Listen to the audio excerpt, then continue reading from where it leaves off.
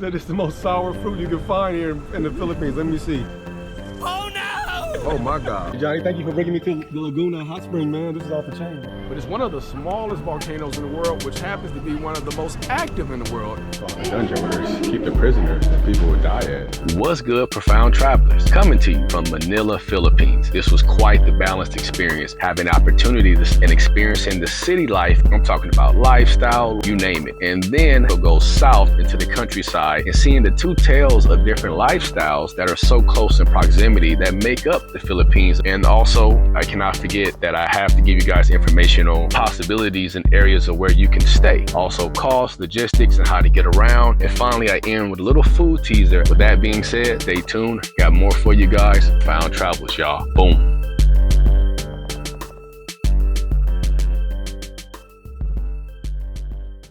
What's good, Profound Travelers? It's your bro, Profound J, coming to you guys from Manila, Philippines. That's right, you heard me right. I'm a little tired, but I'm gonna try to be geeked up a little bit for y'all. Had a 15-hour flight, got in last night, and I'm ready to hit the city for a few days. And I'm staying in the more newly developed BGC area, which is known as Bonifacio Global City. It has been developed in Manila over the last 10 years, and I'm staying at the Emilio Tower. It's highly recommended to stay in either Makati or Malati or the BGC area. As you can see in the background, I'm staying next to the Venice Mall. So I have the Venice Mall with the kind of replica of the gondola and the water. So I'm going to also make my way over to Taal Lake and Volcano, Intramuros, the Moon Bay Walk, just go all around as much as I can over these next 3 days to give you guys some info about the culture here, about the logistics on how to get around here. It is a lot of traffic here and it is hot. I'm here in November, so it's not rainy, but that heat and that humidity is something. You know what I'm talking about? I'd like to give a special shout out before I go to my bro Ernest, who gave me recommendations on places to go check out while here in Manila. He was just here. My boy E Weezy Ernest Wayne from Dallas. My cousin John Cap God, who couldn't make it, he backed out on the trip last minute. He has some stuff going on or whatever the case may be, but I'll see you next trip. Also, before we go, I want you guys to check out my studio that I'm staying in here in the BGC area at the Emilio Tower, as I mentioned earlier. But there are plenty of other options here. Airbnb for the same price. You get 2 bedrooms, 3 bedrooms, you name it. Manila is full of these tall buildings and towers or whatever the case may be, where you can find whatever it is you're looking for in regards to where you're trying to stay. So with that being said, hey, stay tuned for more. It's your boy Profound J, coming to you from Manila, Philippines. All right, you guys, let's get right to it. No time to waste. Our first stop is going to be in the old Intramuros part of Manila. From there, we're going to go to the Sunset Moon Bay Walk by the Mall of Asia into BGC and stop by the Jordan Store. And then we're going to go south into the countryside to the founding presidential palace area of Kawit and go even farther from there to Taal Lake and Volcano, then Laguna Hot Springs. I'm going to end the trip with a food teaser at the Calamba Bazaar Food Festival leading into our next episode. All right, y'all, we made it to the Intramuros area. About to go around Fort Santiago, maybe ride some bikes, see the old Spanish colonial part of town. All the tourists are here, shops, things like that going on. It's a vibe so far. Very crowded in Manila too. All right, we're at the entrance of Fort Santiago. You gotta pay 75 pesos. That's like $1.50 to get in. In Manila, I do highly recommend that you come by the Intramuros area. It's a great change of pace from the hustle and bustle of the crowded city. You get to be amongst nature. He said Camilla's the most sour fruit you can find off the Camilla's tree. You eat it like that, it's good? You said it's sour? It's gonna make it. Let me see. Okay. He said it's the most sour fruit you can find here in the Philippines. Let me see. Oh my God. I'm scared. It is. I'm scared to eat the rest of it. It's so damn sour.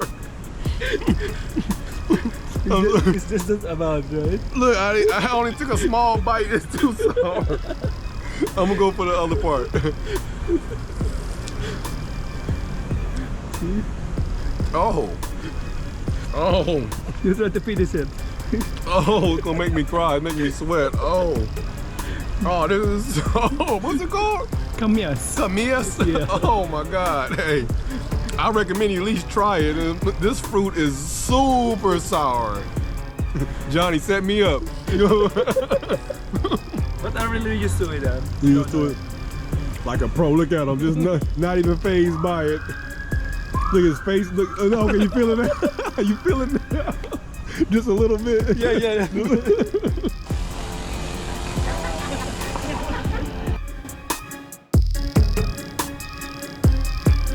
The final resting place for approximately 600 Filipino and Americans who were victims of atrocities during the last days of February 1945 around the World War II era. Hollow ground. Gotta go through a tunnel.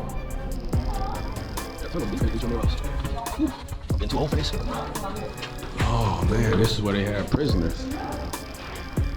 This is the dungeon, they call it. It's called the dungeon where they keep the prisoners and people would die at. This is crazy. Civilians, prisoners of war, you name it. Wow. This is spooky, scary, surreal, heartbreaking, man. Like, wow. I thought this was just gonna be like old colonial buildings, but it's more than that. It's a lot of history in this area, man. We're here at all the shops here too now.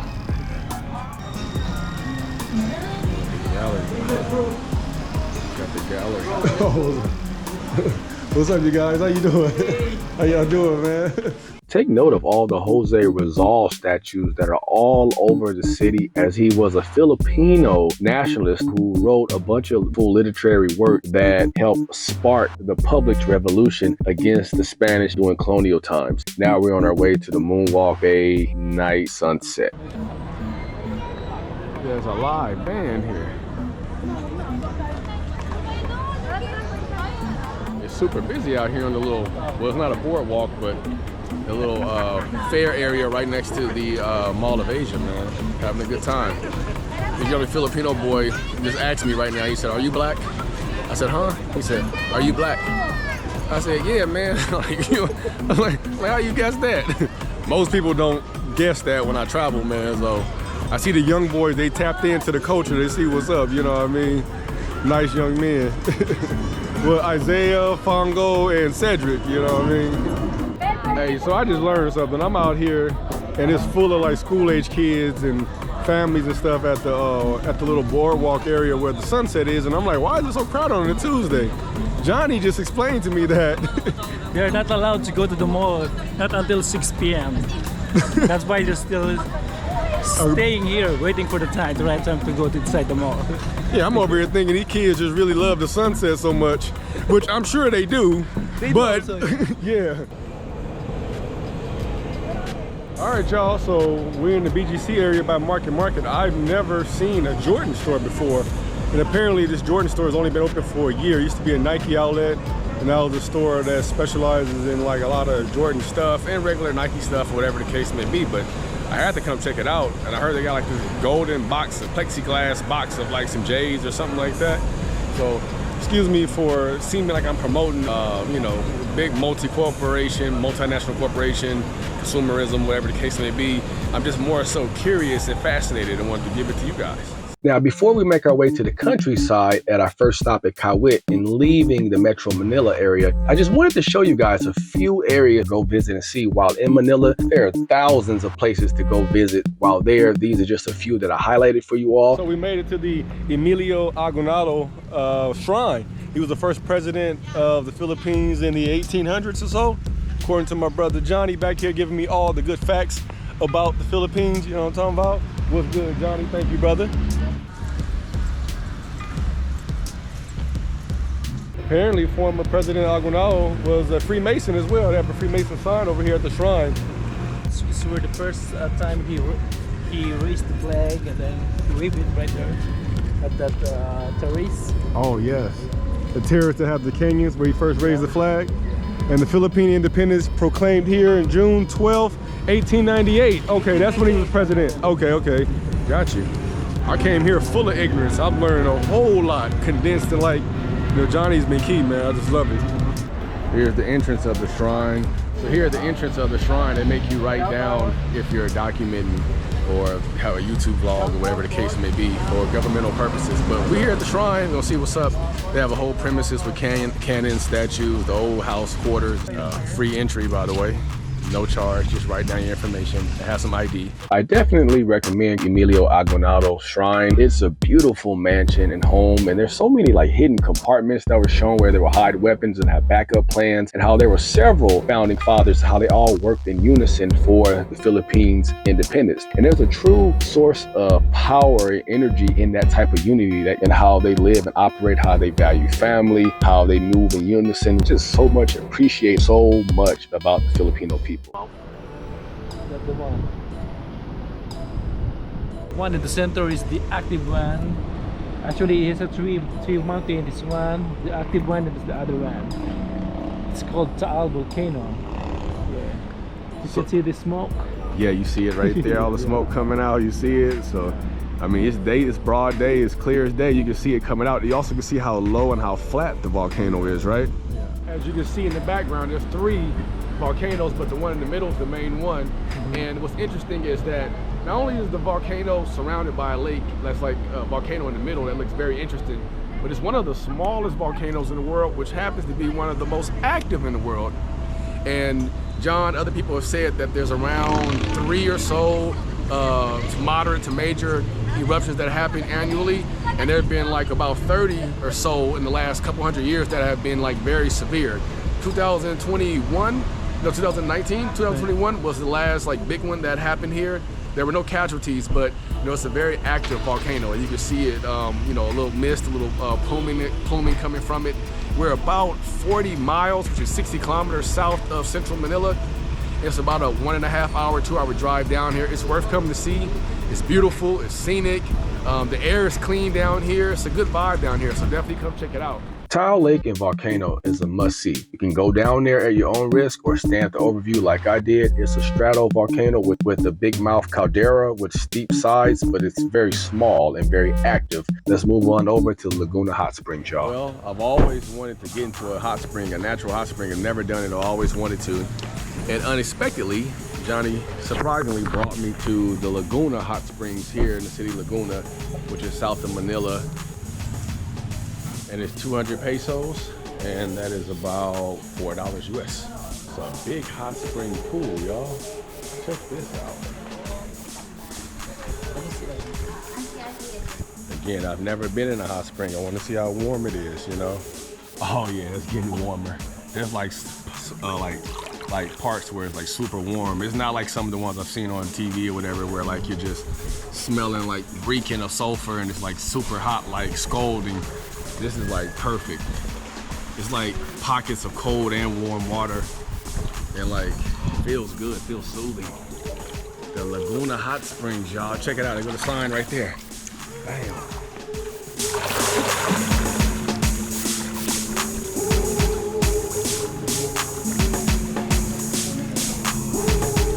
Hey Johnny, thank you for bringing me to the Laguna Hot Spring, man. This is off the chain, bro. Yeah. Feel good, bro. Pleasure, man. Pleasure, man. Hey, you gotta hit my boy up. All his contacts is in the description of the video and in the subtitles. You come into Manila, I'm telling you, man, it's a good dude, family man, kind, professional, on time, everything, man. Having a good old time. Okay. Yes, sir. They have a whole bunch of fish in there that support like, that lives off like the sulfur and stuff.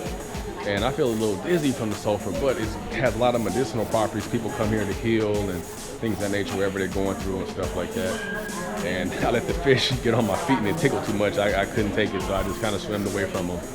But I'm happy I came here. It was beautiful, nice, and I hope y'all get a chance to come here. It's actually 300 pesos for 2 people, so it's 150. Oh, so it's $3 per person. And you have the full day access, y'all.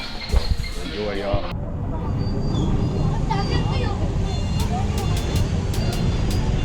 We're in Calamba at the Calamba Bazaar and Carnival. This happens to be the site also where the Jose Rizal Coliseum is. We're gonna try some street food, some delicious street food. At least scope it out so I can give you guys just a bigger, broader, general overlook and view of Filipino food and cuisine. Not so fast. If you want to see what Filipino food is really about and what it's really like, stay tuned for my next episode on Filipino food. As I try street food, local foods, we go to like buffets, fancy upscale restaurants. I'm talking about mom and pop places, you name it. All the traditional food items and dishes that are associated with the Philippines, we tried it all. I'm talking about all the spicy, vinegary, sweet, salty, sour, all the taste palettes and the real, true, authentic flavor of Filipino food. Stay tuned for next episode as we come up with our Profound Eats Filipino food. And on a final note, I'm kind of mixing this into my wrap up. Manila was absolutely beautiful. I prefer the countryside over the city because the people were nicer, it was more calmer in the countryside, and you get more authentic relationships and connections with people. Manila, the whole area overall, is very safe compared to years past. The government has become a little bit more strict when it comes to dealing with crime, in which many of the locals are actually grateful and happy about because people can have some sense of peace more than like some of the issues in the past. Shouts out to my boy Johnny for showing me around the country, educating me, hooking me up, teaching me about Filipino history and revolution and all that great stuff. With that being said, until the next video, I'm your boy Profound J, Profound Travelers. Catch y'all soon.